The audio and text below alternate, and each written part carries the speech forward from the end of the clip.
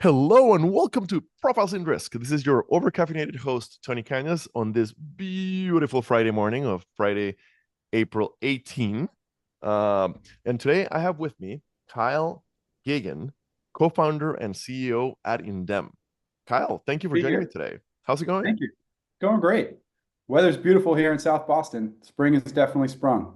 Awesome, awesome, awesome, awesome, awesome, awesome. So April 18, yeah, up there in New England, it'll either be beautiful or you're still under a foot and a half of snow.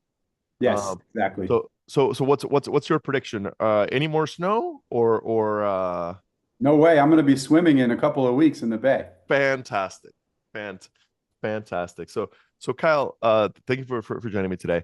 Uh, we see each other like 16 times a year or more at every InsurTech conference. And I'm glad to finally get you on the podcast because you guys are ever more visible. Like every conference I go to, you guys are ever more present. It's Um, true. So we always give the guest a chance to give the elevator pitch. What is Indemn? Sure.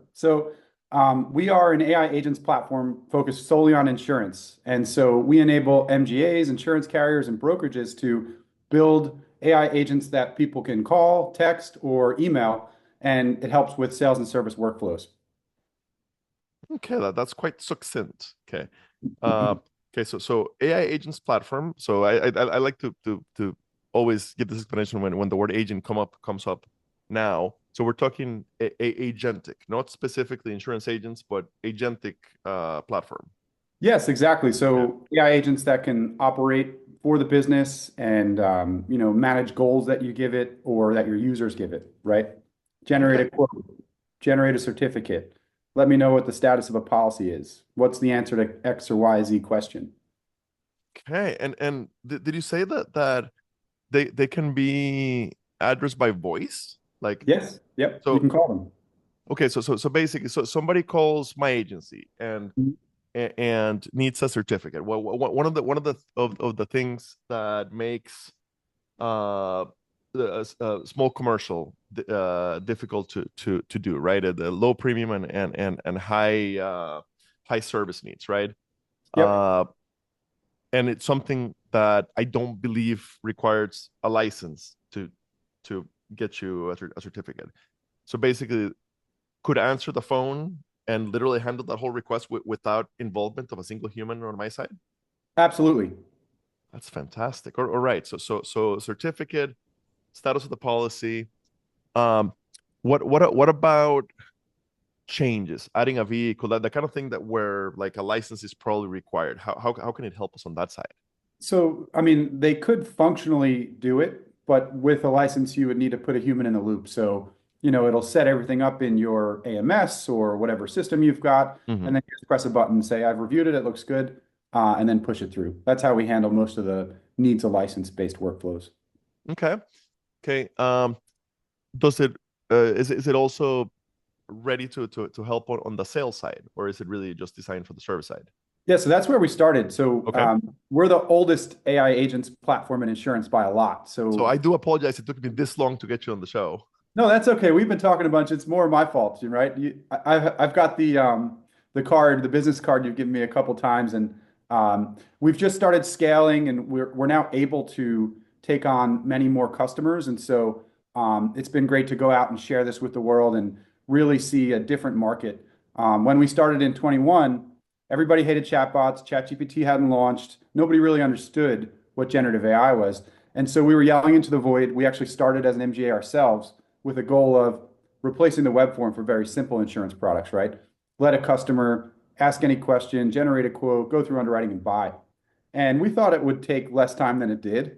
So it was probably a year and a half and 10 generations of the platform before the AI agents were regularly helping us sell and taking over a majority of the process. And now the AI agents do 95% or more of the process. They're much better than the humans.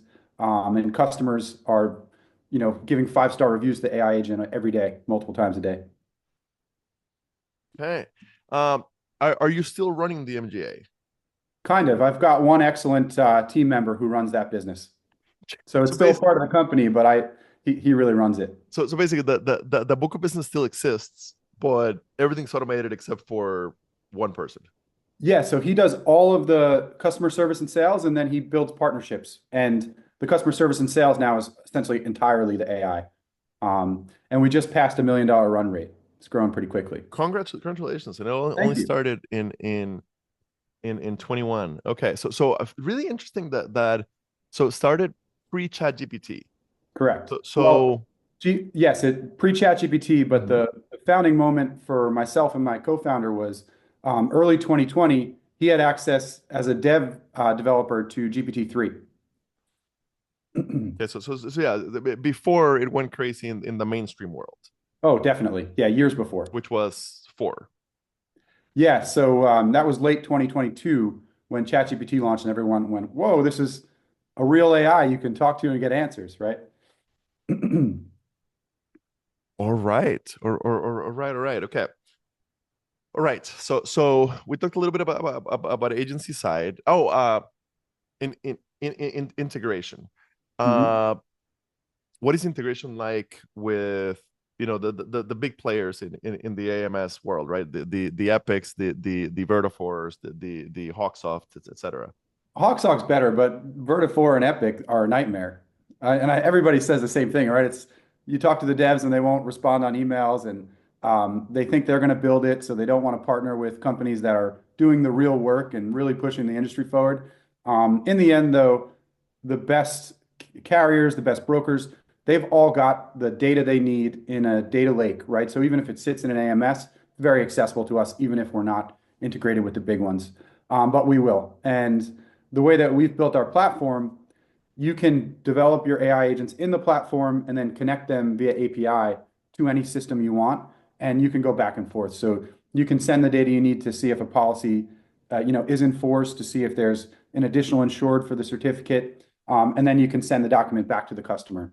So there's very dynamic API-based connections for the AI systems we built. Okay. Okay. So so so it will eventually be fully integrated into all the big ones. It's just they're hard to integrate with. Yeah, and it's fully Okay. integrated into many systems. A lot of Perfect. homegrown, like carrier policy Mhm. administration, and one of our Those are a beast. they are a beast, but if you define the workflow you want the user to have, Hmm. often you don't need an in-depth connection. You just need access to those data columns in that database, Oh, very essentially. good point. Right. Yeah. Very good point. Okay, so you said that if the carrier or broker is already at the stage where they have a good data lake, then you guys are solid. So that Yep. makes me think, correct me if I'm wrong, that makes me think that right now your ideal customer is those larger brokers and carriers that have already transitioned into modern technology. Yes. And we found a lot of success with InsurTech MGAs. Of course. So that's like, right down the fast lane for us. Hmm. They're already looking for, ways to integrate AI into operations, and then they come to us and they've got the data, they've got the team to integrate, and we've got the process to essentially transform what would be web form or human-based communications to AI agents. Yeah, for the insurtech MGAs or carriers or agencies, yeah, this is like a no-brainer. Like Yep. absolutely like design it from the ground up to right. They don't have any tech uh debt. Um, so at this point, are you able to serve and are you guys a good fit for let's say the regional and super regional carriers that are still like Yes. Yeah, no, not so quite okay. we've built to be able to serve them, so we can onboard and work with InsurTech MGAs much quicker, and there's Hmm. more immediate value that we can deliver. But we have figured out how to work with incumbents profitably for the incumbent, and I call it the gateway drug for generative AI. But Fantastic. what we do is embed an AI agent in a broker portal. So, Hmm. by and large, every one of those, their majority or primary distribution channels brokers, right? Hmm. So Absolutely. then if they have a portal, now they've got hundreds, maybe thousands of brokers every day quoting new business or servicing current business. And so we just embed an AI agent right in the corner. And now every time they've got a question about appetite or process, they pop it up, they ask the question. And if we've already built the information into the knowledge of the AI agent, they get an immediate answer. If we don't, then we just connect it to a human in a live chat, and Hmm. then we train the model on the human conversation, so it gets better over time. Okay. So carrier side, that intersection between carrier and the independent agents, that side you're really addressing. What about on the back end? So like I'm a former underwriter. I'm super curious. Like, are you deployed in the underwriting departments, the claims departments of carriers for their internal stuff, and what kind of stuff can you help with on that side? Yeah, so we're more deployed in the validation steps of underwriting. Okay. So Hmm. you can build an AI agent for each step. So if you need to, check a property value or check when it was last inspected or something along those lines, you build the AI agent to say, okay, here's the next step. I need XYZ data. When I get that, I'm going to go hit an API and check it. And if it comes back and you don't qualify, you can let the broker or the user know, or if there's follow-up questions, you can do that. So we've got a lot of those. Essentially, here's a step in the underwriting process we want to do digitally. We can do it with an AI agent. Okay. All right. It's I live in an interesting world nowadays because um, I'm a non-technical guy. I'm an insurance nerd, right? My degree is actually in management information systems. I'm a computer science dropout. Awesome. But I dropped out very early, right? When I couldn't pass Calc 1 after five attempts, it became clear that I was not going to graduate in comp sci. Uh, but like lifelong computer nerd kind of thing, right? So Mhm. so power user, but not a developer by any means, right? Um, and nowadays with the podcast, basically over the last year, my God, every interview is an AI interview, just about, right? Yep. Um, how do and I think this question is both for me as I move forward with my interviews in the insurtech world, but also for the buyers, right? For the carriers and brokers that are looking at this technology. How do we best suss out who is really innovating, bringing AI into insurance, and who is little more than a API call to ChatGPT? Yeah, there's a lot of hand wavers out there, right? Yeah. Well, the nice thing about this technology is that you can develop in natural language, right? So Hmm. there's a lot of ways you can get immediate value to somebody and you can prove it. So that's one way. It's like if somebody's telling you something and they can't build you a version of that, even a prototype, then maybe they're just hand wavers. And often what happens is they want to do the dev work with you, right? So it's like they learn how to build their product with you.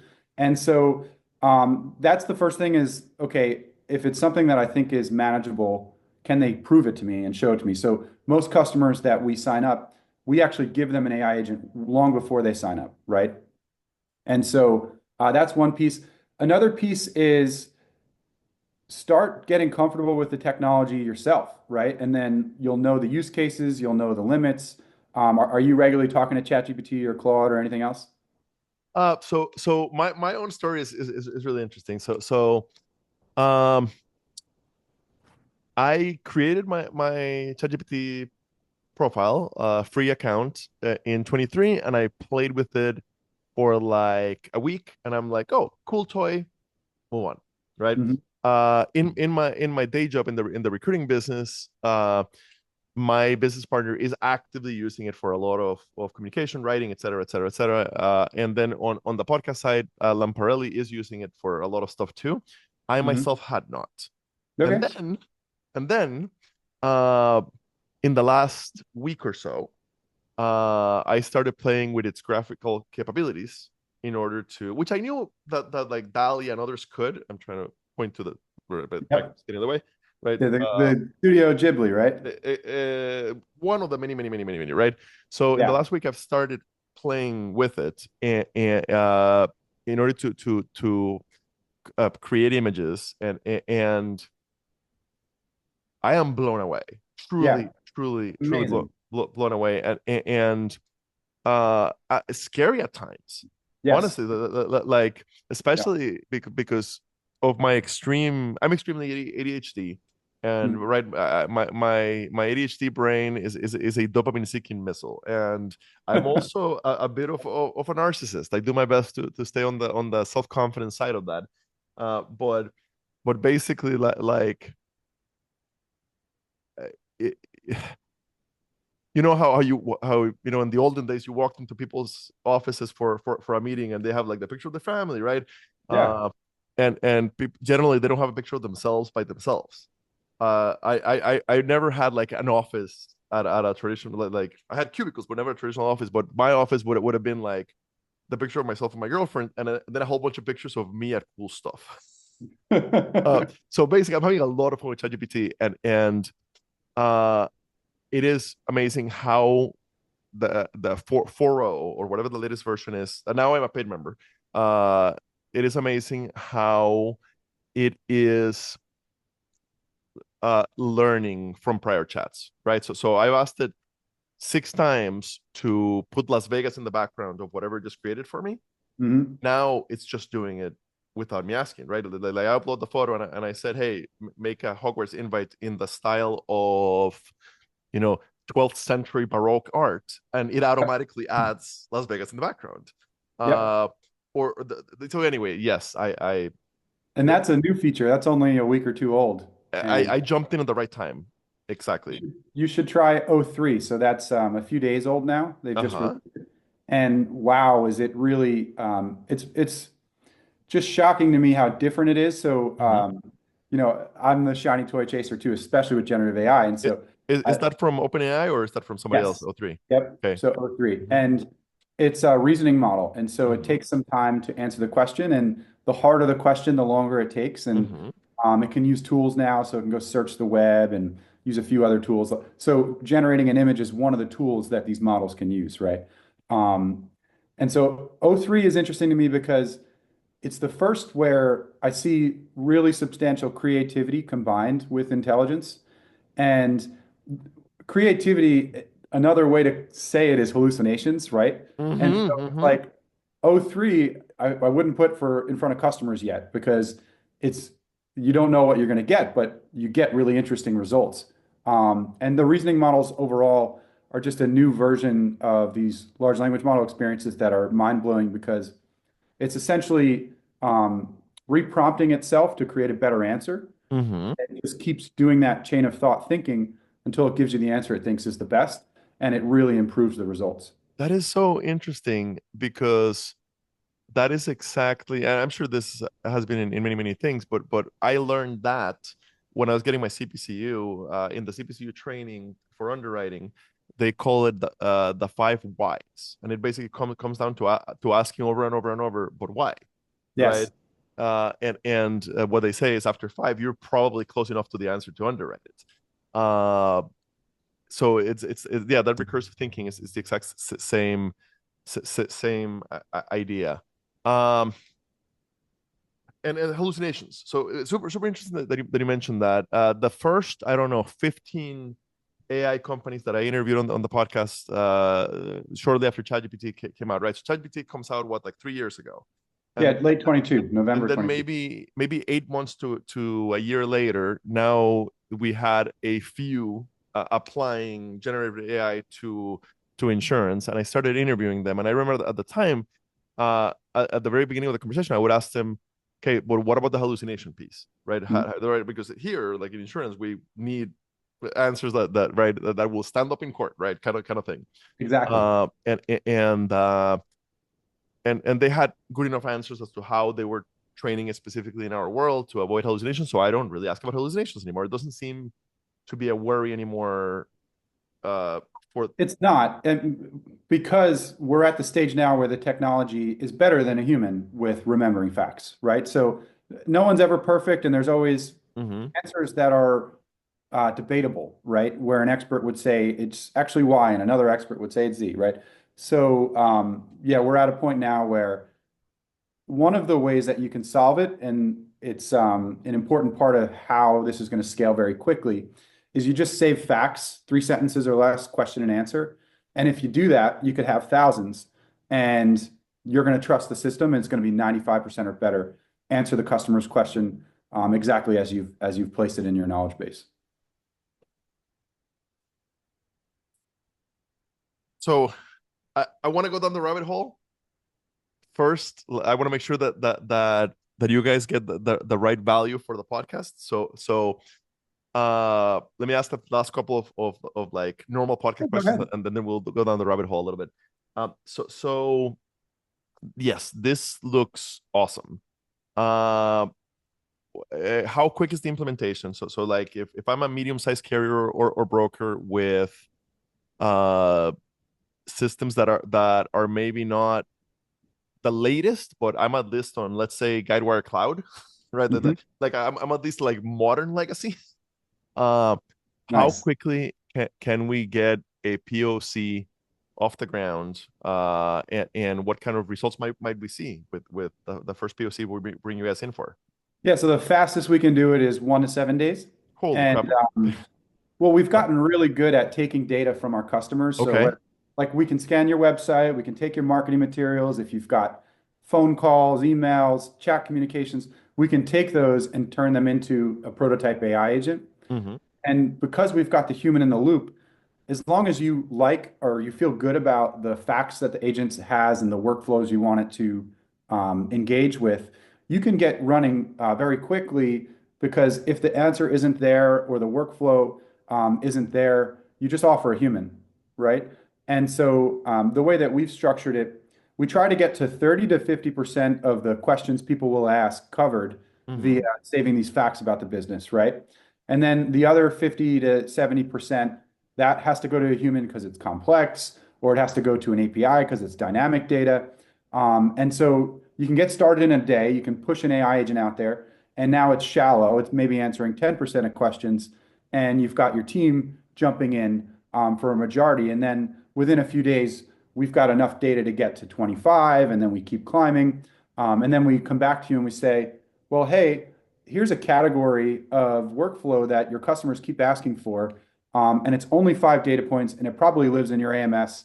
Do you want to automate that, right? And so it's just a kind of a road where you can get to 80% of all communications with, this kind of system in relatively fast time, like 3 months or so, 3 to 6. Okay. Um, what is the pricing like? So we do usage based right now. We're $1,000 to $2,000 a month starting. It depends. So like a bigger insurer might want a much bigger scope, Mm-hmm. and so it can be larger. What we're trying to get to is sign up for free. It's $1 or a quarter a conversation, and so then the price scales down with the scale of conversations. Fantastic. Um,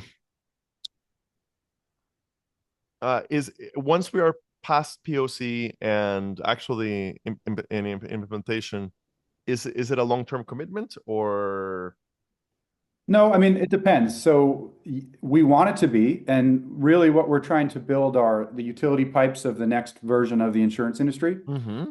So, if you start laying the pipes that we provide for you and we start connecting in APIs, what we want to do is build the full third-party communications system for our customers. And so, there is a road where we want the long-term relationship, but it's also the case that it's early now. We're enabling our customers to experiment. They can go and do service, they can do sales. It's only if there's a lot of dev work on our side that we ask for a longer commitment. Perfect, perfect. So it's very customizable depending Oh. on the need. Fantastic. All right, all right. So, uh, when this goes live, I will tag both you and the company. Blah blah blah. Okay, let's. So, my I insurance nerds Mhm. started as career advice for young insurance professionals. First, internally at Nationwide Insurance, as part of the Nationwide Gen Y Associate Research Group, and distributed via the internal Yammer. And then when both myself and my co-founder Carly Burnham left Nationwide, then we started doing it on LinkedIn and under the Insurance Nerds brand. And then Nick Lamparelli came on, started the podcast, and we just happened to be at the right place, right time when InsurTech started. Boom, largest podcast in InsurTech before the word InsurTech was a thing, right? This was like we just locked into it, but we're not tech people. At the heart of it, we're career people, right? How do we grow your insurance career? And the other side of that, for the leadership, how do we best engage the next generation? How do we grow our employees? How do we keep the knowledge in-house? Okay. I get the question all the time. Chatwithtony.com, which is my free career advice service for insurance professionals. I get the question all the time, especially from the Gen Zers. Hmm. Will all of those jobs that you're talking about get automated away? And my answer thus far has been, hey, I interview AI companies almost every day. Hmm. Thus far, nobody's telling me that the jobs are going away. My prediction is yes, a lot of clerical jobs will go away for Yes, sure, but you just need to work yourself up to the level where you're making decisions, underwriting claims, whatever, where you're making decisions, and you will get better and better tools to make those decisions. Is that still that's accurate? right. I think that's totally right. And Perfect. I think the easiest way to kind of have this conversation is to compare what generative AI might do to our economy to what the internet has done. Mm-hmm. There's a lot of jobs that existed previously that the internet's taken away, but it's created many more jobs. It's created Mm-hmm. whole new industries. Every business is either using it as an essential part of operations or has used the internet to create a new business, right? Mm-hmm. And so generative AI, in my opinion, is going to be a 10x leverage point relative to the internet, right? So we have to stand on the internet, but now that we can and we have generative AI systems, there's going to be 10 times more businesses that we can create, 10 times more ways to create value. And I actually think that it's, for insurance particularly, a super important unlock for us. I think that the internet helped us, but not a ton. Like other financial services, buying stocks, for example, 30x'd over the last 25 years because you can do it with the click of a button, right? But insurance, it's more complex. People still don't very trust it if they don't know it. The mobile revolution made it so that people have less attention and they're less likely to go through the process that it takes for insurance. I think what generative AI is going to do, it's going to enable access to information and to products in a way that consumers can start understanding insurance more quickly, Mm-hmm. and more comprehensively. And we might see our own industry 30x. Like, I know it's a little bit crazy to say, but I do think it's going to grow and it could grow substantially. But there's a lot of uninsured stuff out Yes. there, right? Right. Yeah. Like the insurance gap is real, and it's not exactly getting smaller. Um, so yes, if it can help us both grow the business, do the social service of lowering the insurance gap, and holy crap, if it can help us get the client to finally understand what the heck they're buying, Yes. that would be amazing. And internally, okay, so now so what career advice do you have for a young insurance professional just starting their career? How can they best prepare themselves, right? And assume somebody like me, somebody who doesn't have the mind of an engineer, right? Who's Mhm. not going to become a developer anytime soon. Uh, how can we best prepare ourselves to be the type of insurance professionals that we will require going forward? Yeah, I mean, I think there's a few things. I do think that if you have a innate interest in something, you follow that, you're more likely to keep doing it. Um, this might not be the most popular thing, but if you put the time in on something that you really care about, um, other people won't, right? So if you're That actually is true. thinking about this all the time and you're putting the time in, you will have skills above your peer group. And then Mm-hmm. this is the new technology to figure out. You don't have to be a coder or a developer to do it, right? I'm in a similar position to you. I was always, tech adjacent, interested in tech. Um, Now you can talk to the AIs. They can help you become a developer if you want to be, but also become more expert in whatever you want if it isn't development, right? And so Okay. that'll help. And it's back to what would you do in 1999 if you knew how important the internet would be today, right? It's an important thing to ask yourself because we're at that point with generative AI, but it's going to happen twice as fast. What I would do in '99, I would grab the 100 grand that my grandpa had put away for my college, and I would throw it all into Apple stock. Fair I'm enough. being facetious on that. I wouldn't trade my education Be for a anything. millionaire Uh, many times over.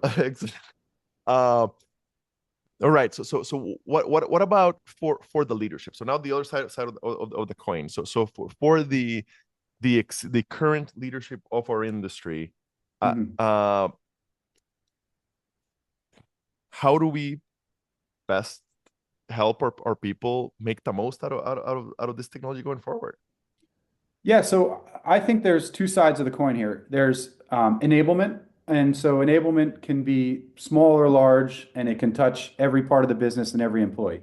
And so, at a very basic level, I spend most of my day talking with a GPT, whether it's ChatGPT or Claude or another three, Gemini, and it can do a lot of things for me. Like if it's an important email, I'm never not sending it without running it through a GPT, which already knows my voice, knows what I like.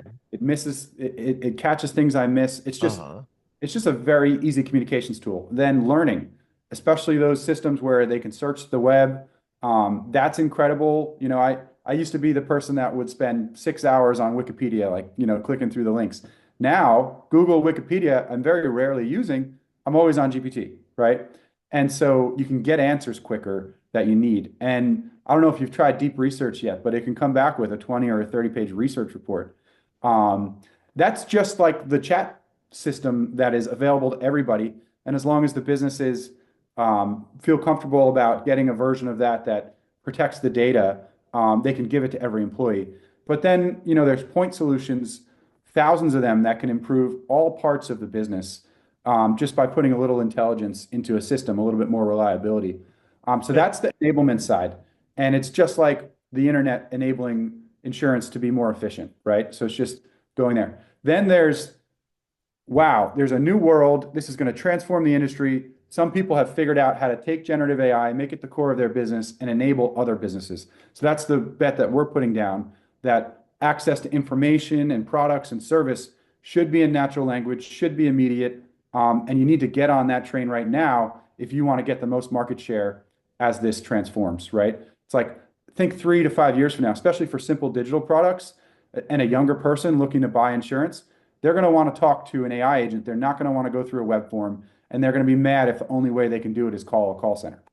Yep. As the generations in insurance guy, I agree with that. I do think that if if I have a question, Hmm. I want to be able to talk to a human. Now, let me rephrase that. If I have a question, I want to talk to somebody who can answer it without the frustrations that we've had for years with phone trees, etc. I don't particularly care if it's a real human, Yeah, but so it depends on the question whether or not you want a human, right? And yeah, I yeah, would yeah, yeah. never advocate for, this replacing humans totally. It's not going to do Hmm. that. But what it has replaced is a very common thing in insurance where you call a call center for a very simple question, you wait on hold for 10 minutes, then you talk to the CSR and they answer that question for you. It's the 20th time they've answered that question, right? And they're not licensed. It's not a very complex question.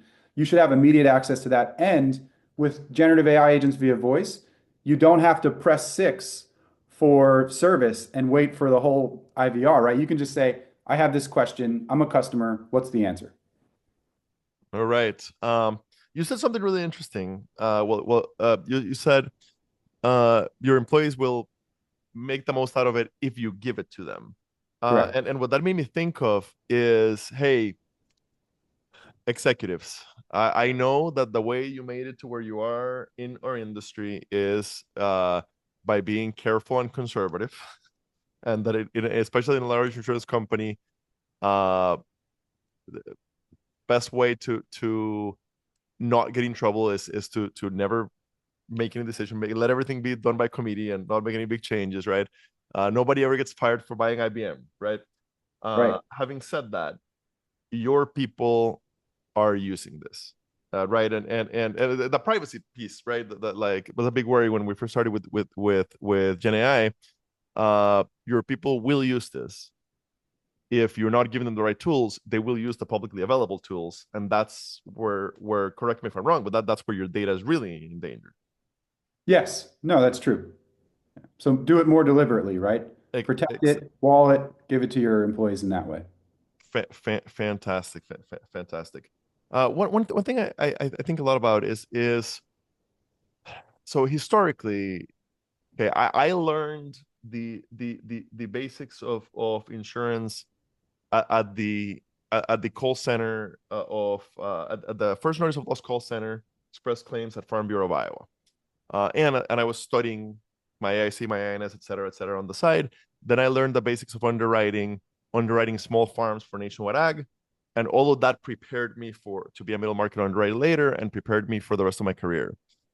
If that call center job disappears because we simply don't need a human to actually do it, if that uh small if that entry level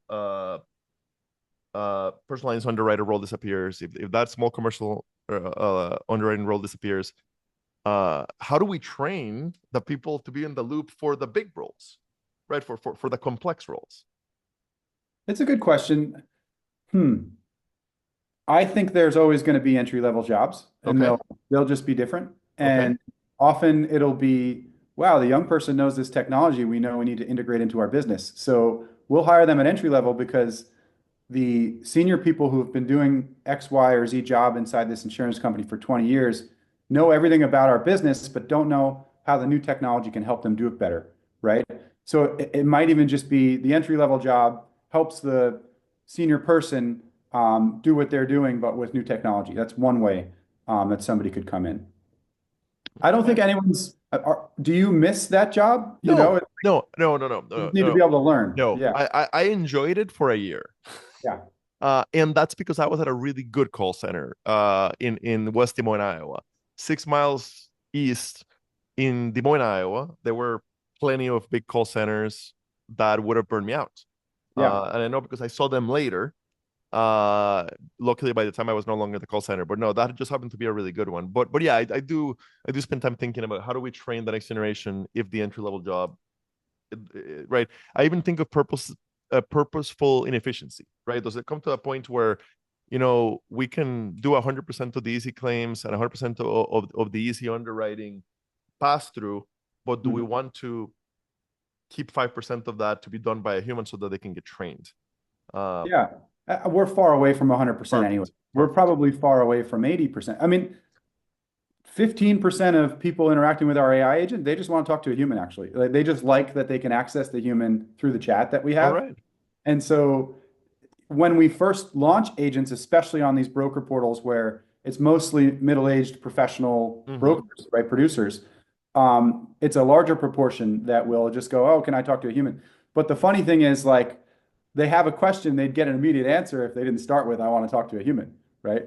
So, and they learn that, and then more of them ask the question first. That reminds me of my time at Farm Bureau. It was 2009, and Farm Bureau, as you would expect from their name and who they are, their average customer is a 50-some-year-old farmer with a whole bunch of vehicles, a whole bunch of trucks, a whole bunch of land, a whole bunch of everything, right? Mhm. And they had just like literally, I was brought in during the transition from a first notice of loss and a significant field claims presence to express claims and having the field people only go see big losses. So basically, Mhm. what would happen is I would take the call, and as a small fender bender, deer hit or something, the car's still drivable, no injuries, like a super simple call, and I would tell the client, yes, Bob or Mr. Jones, Mr. Farmer, whatever, take the vehicle to whatever shop you want, and have them fax us or email us the estimate, and we will. Your deductible is $500. We will have the ACH transferred to them today, Mhm. right? Like an incredibly fast process for very simple claims. And I can't tell you how often Mr. Farmer would go, well, when's Joe coming to look at my truck? Because they know who the adjuster is, right? And they've worked with it for 20 years. And well, like we only send them out for big accidents nowadays. This is a lot faster for both you and us. Anyway, I am always curious. We only have 15 minutes left. I don't want to make you late to your next meeting. I do have another podcast recording too. But I'm always curious on the origin story. Mm. So looking at your LinkedIn, right? You degree in economics and political science, then an MBA.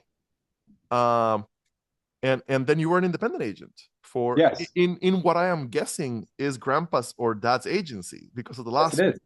Yep. Uh, so basically, you're an independent agent for 4 years.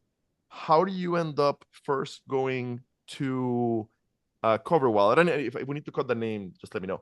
What going to Cover Wallet and then creating Indemn. Yeah, no, thanks for asking. So I got my start in insurance at 12. I was the web whiz kid in the agency, and my father needed to file surplus lines taxes in every state. And every state had a very janky website in the early They 2000s. probably still do. Yeah, so I was the only one that could navigate it, and so each month I'd go in and I'd file all the taxes for him. Okay. I was in and out in high school and college, and I really liked the small business, consultative nature of being an agent. Um, and so I always thought I was going to start a business, and it was just natural, as I progressed that the agency business worked for me. The only problem was I like every agency, very behind in technology. And so I built the website. I was trying to sell insurance online to my customers, but you can't do very much as an agent. Um, and now I see this first wave of insurtech. And actually, the day that I applied to work at CoverWallet, I had to move my desk, and we had this phone system where to move my desk across the building, I had to go in the basement, move 50 years worth of insurance files, clip the jack in 6 places, and match a striped wire with a solid wire. And Oh my God. Like, yeah, wow. it took half the day, and at the Okay. second half, I went and applied to a few insurtechs. And so I went and worked at CoverWallet in 2017, built up a specialty professional and management So, lines in there, in 2017, how many employees did Cover Wallet have when you came in? about 50. Okay, okay, perfect. So, and you come in as a commercial insurance advisor. Yep, Then you yep. have four promotions in a matter of 3.5 years. So yeah, tell me about that. Yeah, I mean, the business was growing really fast, and I wrote the job that I wanted, and they said no. And then 6 months later, like, oh, you're already doing it. Okay, you can do it. But the first thing I like, the the process was, okay, we're going to hire people out of college, train them to sell insurance, and build the technology so people can get more access online. And I was one of the few that knew a lot about insurance coming in, and so I ended up helping every team. You had an And unfair advantage, absolutely.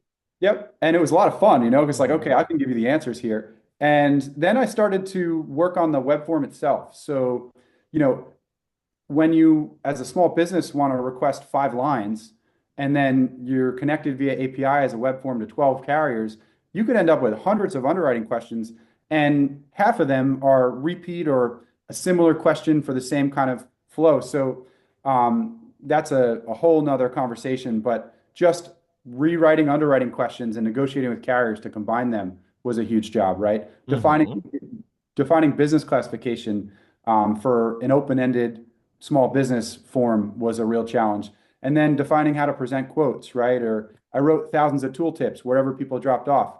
And doing all this really didn't make much of a difference. There wasn't that many people buying online. It was still talk to an agent or ask a lot of questions via email. And so I went home and I complained to my roommate at the time, and this was 2020. And he just handed me his phone and he said, what if you could build an AI that would answer your customers' questions when they had them? And it was like, whoa, that would be different, right? So I talked to GPT-3 and I was pretty surprised. At that point, they weren't very intelligent, but it was like the seed of a possibility. You could see what, Yes, yeah, that yes, that solve my problems, yeah, you could see how this wasn't 20 years ago away from solving our problems. Yep. So it was about a year before we actually started the company. And Okay. then we started the company as an MGA or agent looking for a digital product we could build a model around, an AI model. And the first version, we actually built a traditional natural language processing model. So, you take an insurance program, and I wrote like 12 to 20 different ways to ask the same question. And there were hundreds of those, right? Hmm. So then we had this natural language processing model that would give a confidence score connected to our AI model and say, well, I'm 70% sure this customer is asking this question, and then it would answer the question. But if it was less than 70% sure, we would ship the question to a GPT and let the GPT respond, and we'd say, oh, this is an experimental response, right? And it took about a year, and 3.5 was better than 3, but I think it wasn't world changing, and GPT-4 was world changing. Once we got to that level of intelligence, you could really trust the systems. And essentially, what we did was just trust the generative model more than our own model over time, and then it just totally replaced it. All right. What's So 4 years now. 4 years Hmm. is a mature insurtech. It's a long time.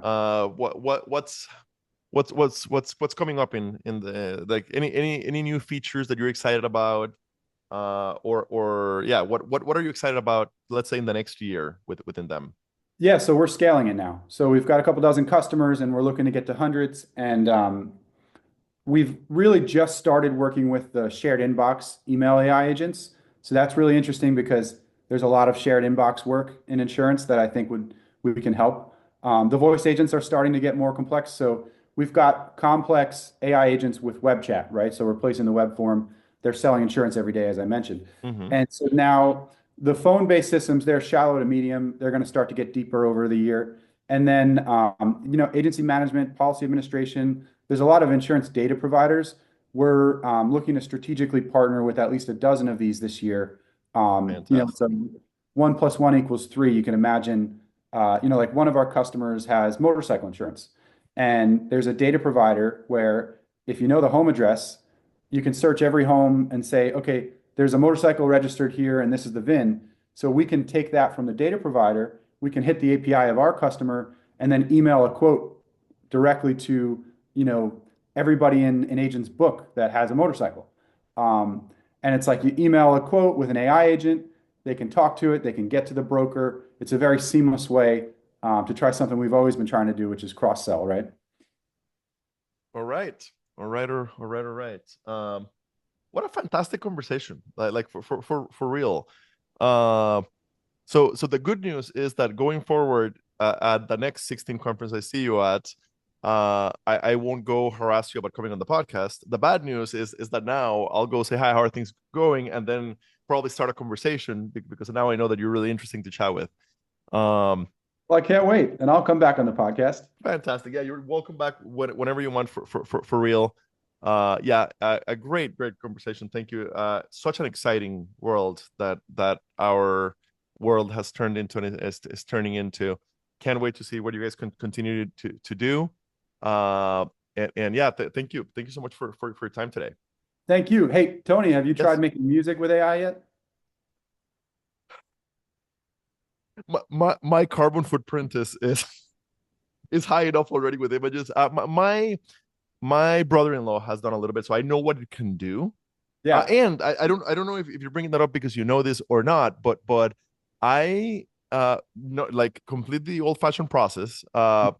I have created a couple of songs that are out there. For one of them is called the Insurance Paradise, Okay. and it's basically an insurance version of Gangster's Paradise, and it is on YouTube. If you search for Insurance Nerds Insurance Paradise duet, because the Awesome. other version is me singing, and nobody wants to hear that. The duet version I got professionally done by a couple of friends that sing. Uh, but yeah, no AI involved. It was literally like old fashioned way. And then for our I don't know 10th anniversary, ninth anniversary, I can't remember anymore. I I well no for like our fourth anniversary, I wrote a version of Don't Stop Believing for my girlfriend, and then I had the same friends sing it. And for like our 10th anniversary, I wrote a version of a very famous Spanish song because Okay. Renee now does speak Spanish. So anyway, so I've done stuff like that, but yeah, it's gonna What's the get name of dangerous. that Spanish song? Oh, la I can't remember right this second. Basically the song is it's a very soft ballad Hmm. about he's met the girl of his dreams and uh she's gone. Oh, el breve espacio, the brief Okay. space. Okay, I don't know if you speak Spanish. The brief space. So basically, it's about he met the girl of his dreams and like they were together for a very brief period of time, and she has now left, and he, he he's like I can still feel your presence here, Okay. right? And it's so anyway, my girlfriend did a 1 year sabbatical and traveled for a year. I did not go with her. The longest we ended up going without seeing each other was 51 days. But I made a version of that song to celebrate her adventure when she first left. Uh, so yeah, Oh, I wonderful. so I don't speak Spanish, but I do love certain kinds of international music. I've been on a bossa nova kick. I know it's Brazilian, but it's love bossa nova. amazing music. Yeah. Absolutely. So yes, now that you have now that you have inceptioned the idea into my brain, it is likely that as my make ChatGPT make funny pictures of me obsession starts to dwindle, I'll probably start creating Making insurance themed music to I know with like Curtis. Uh, it's fun. awesome. Thank you. Thank you.